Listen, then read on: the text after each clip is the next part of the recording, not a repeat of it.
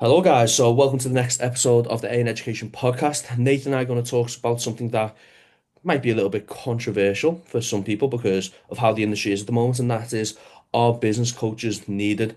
And what me and Nathan are going to speak about are just our opinions via our own experience, but we do believe our experience holds some weight within how we've built our own businesses. And also, at the end of the day, it's just our opinions. Yeah, I just want to address, I do have a bald head. I did have a hair transplant 7 day, 8 days ago now. You know, you didn't Uh, say anything. You wouldn't think you. If you just kept your head straight, it just looks like you give yourself a skinhead. I know it does, to be honest, but Yeah. like when I But do when you but that, when you do that, mate, you can see there's a bit of a transition in hair color. it's weird. It's like the scabs, obviously, are meant to come off, but I don't know when, and apparently you can't touch it. So now I'm like, I don't know what to do with it. Do I just leave it or what? Mate, I But was anyway, so anxious to scratch you.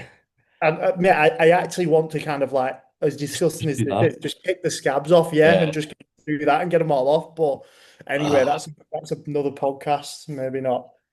Cool. So, like, a business coach is needed. So, I think we'll probably give you both sides of the coin, but we'll give you our opinion maybe at first. yeah, Um, I think, mate, wait, sorry. For transparency, me and Nathan both have business coaches at this moment in time.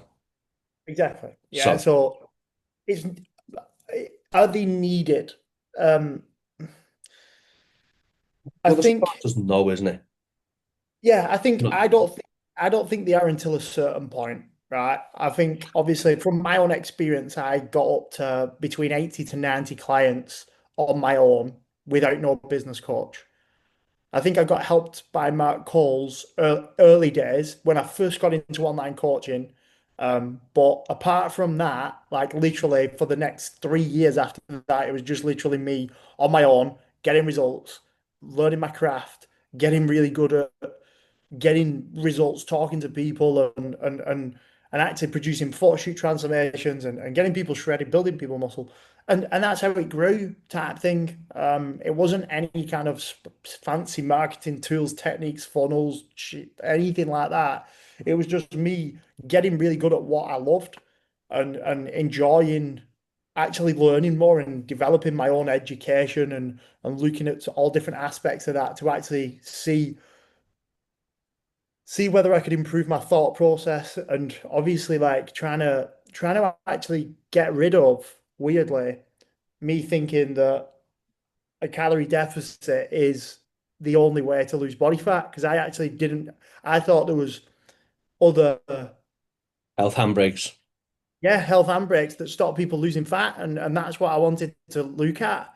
Like, does insulin resistance stop people losing fat? And them are the kind of things I wanted to look at. So and look into, and that's obviously what then developed me into the coach I am today, where then it gives you more confidence, so you can get better results, and also that them results drives business to so people know what you actually you're good at what you do, and then referrals come through and all type stuff like that.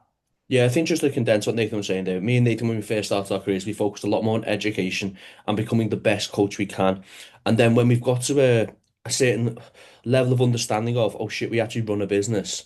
So it's not just we love coaching people and we like getting results. It's like there has to be actually some kind of strategy and some kind of systems in place to keep that business running efficiently, especially when you start to get busier. And also, I think the way Nathan and I probably built our businesses, it was over a graduational time. Like I don't know if that's the way graduational, but it took time to build it to the client levels that we have today. And what this helped Nathan and I do is one, like don't get overwhelmed because me and Nathan never got 30 clients in the space of 3 weeks. Where it's like, fuck, how the fuck do you handle 30 clients? It's like you added one or two, three every single month, and then over time that's built up to the client roster that you have today. Whereas I think a lot of younger coaches now, they've went from having maybe two or three clients, they've went with some business coaches, gives them some DM strategy, and they've now got 25 clients, 30 clients, and they're overwhelmed because they don't know how to handle that many people. They haven't got the systems in place, and they also haven't got the experience, neither potentially to handle that immense people. And then that's where like overwhelm comes into, and a lot of young coaches nowadays, from what I'm experiencing, I think Nathan's the same, is they're experiencing overwhelm with things that they shouldn't really be overwhelmed with. Like handling 25 people is not that hard. Really, in realistics, like if you've been doing this job for a long time, that's 2 days work, if that. If when it comes to check-ins and so on and so forth. It's one of them, mate, where like when when I was actually getting clients through the door, don't get me wrong, we've all been through the point where your back door's wide open and you're not retaining really Yeah. well. Like we've all been through that at some point, even if it's just for a short period, and that's where you actually adapt and overcome. But that's what a lot of people are doing these days, where I think they're getting a lot of clients in or getting decent amount of clients in, and they're having to sign more clients up because they're not retaining or looking after the clients that they've currently got.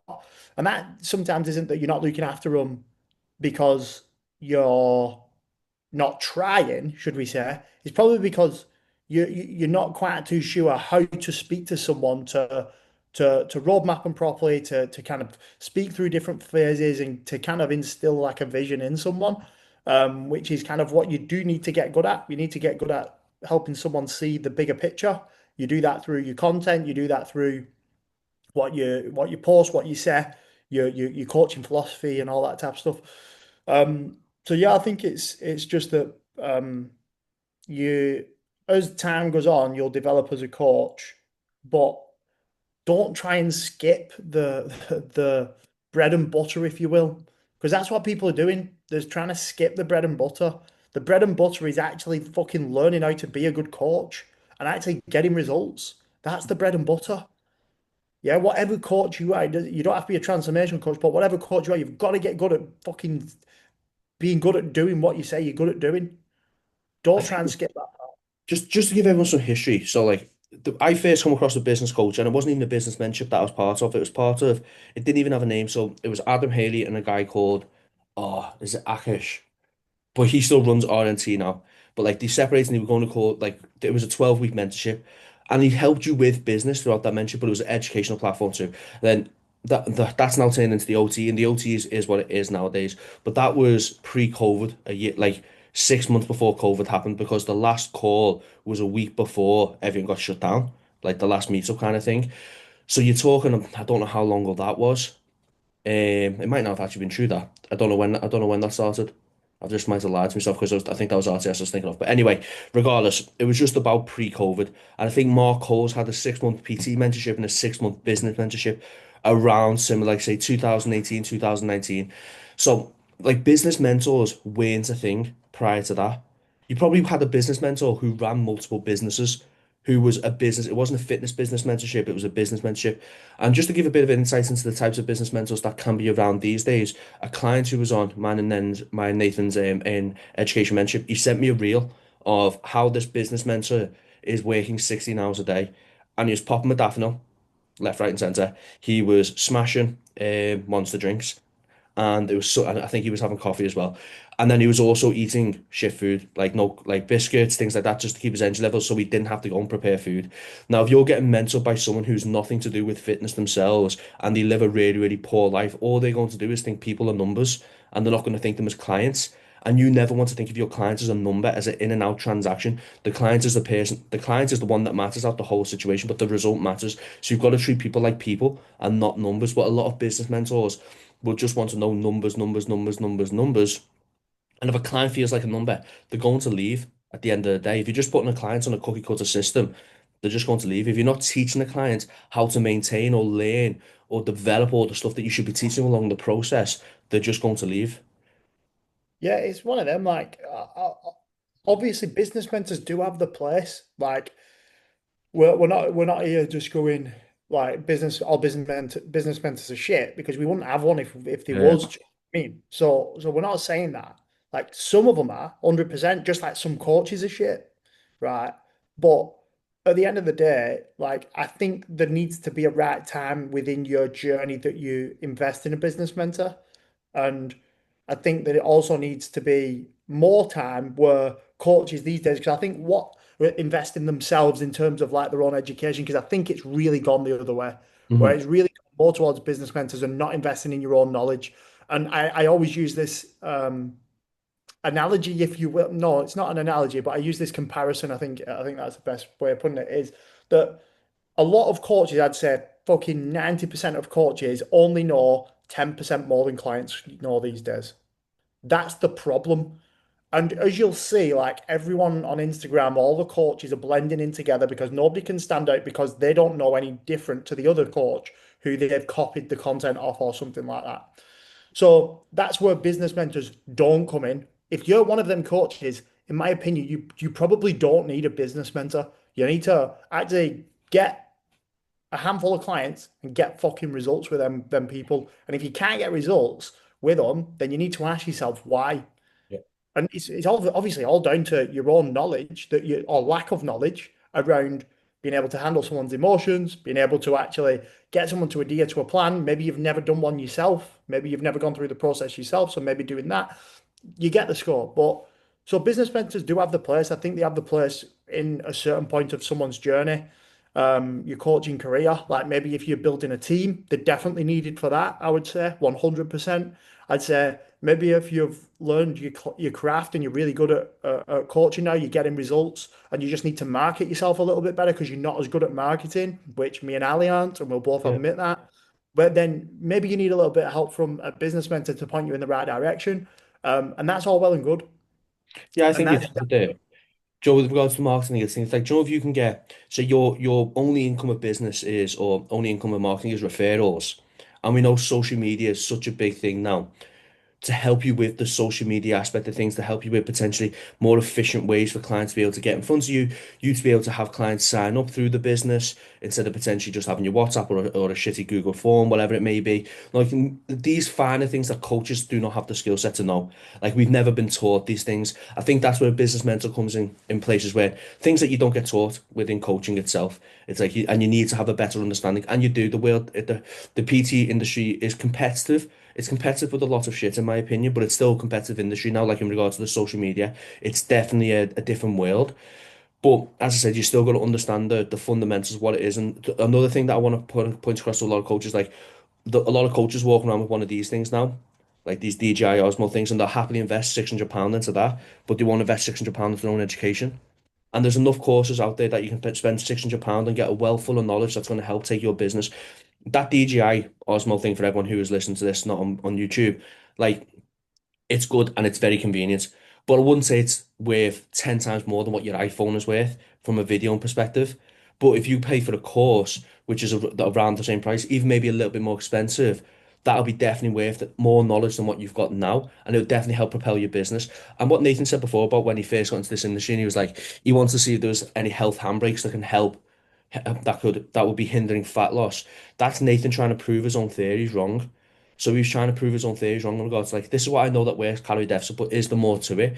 And same with myself in training, like this is how you do something, but is there a better way to do something?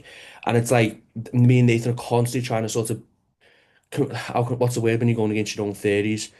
Trying to challenge our own beliefs and see if there's a better way to do things. So that means me and Nathan are always educating ourselves, which means that me and Nathan can always educate the other coaches on the mentorship because we're always staying a level above them because me and Nathan's still learning. And then that passes down the chain, then the coach is staying a level above the clients, and that's how it should be. Yeah. I always kind of say it's about trying to outwork your own like imposter syndrome as well. Like I can't, obviously I had imposter syndrome for ages. I was like, how the fuck am I able to do this type thing?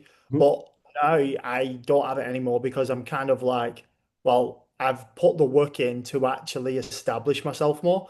And I think a lot of coaching comes down to you being confident as a coach. If you're not confident in the way that you coach, you don't need a business mentor. You need to actually educate yourself more. A business mentor in that instance is really, really damaging for you Yeah. because they'll make you feel like you're even more of an imposter because you're going to get more clients and you're going to feel like you can't actually coach them.